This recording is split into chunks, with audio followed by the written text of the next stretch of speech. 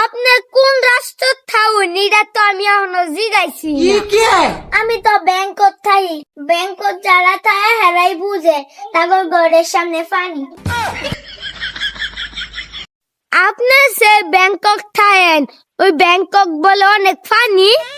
আমি ফানির কথা কি কইতাম আমি তো রাইতে বেলা পানির মধ্যে হুইতা থাই